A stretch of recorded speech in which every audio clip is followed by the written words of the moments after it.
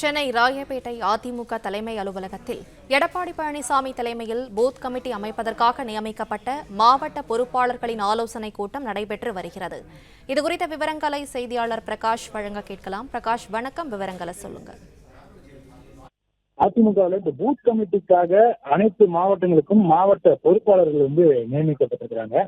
Booth committee அமைக்கக்கூடிய அந்த பணிகளை மேற்பார்வையிடுவதற்காக இந்த பொறுப்பாளர்கள் நியமிக்கப்பட்டது குறிப்பிடத்தக்கது. பெரும்பாலும் இந்த பூத் கமிட்டி அமைக்கக்கூடிய அந்த பணிகள் முடிவடைந்திருக்கக்கூடிய நிலையில வருகின்ற 4ஆம் தேதி முதல் வாக்காளர் திருத்தப்பட்டியல் தீவிர திருத்தப்பட்டியல் பணிகளானது நடைபெற இருக்கிறது. அதனை தீவிரமாக கண்காணிக்க வேண்டும். அனைத்து மாவட்ட பொறுப்பாளர்களும் அவர்களுக்குரிய மாவட்டங்களுக்கு சென்று இந்த வாக்காளர் பட்டியல் சிறப்பு தீவிர திருத்த பணிகளை மேற்பார்வையிட வேண்டும்.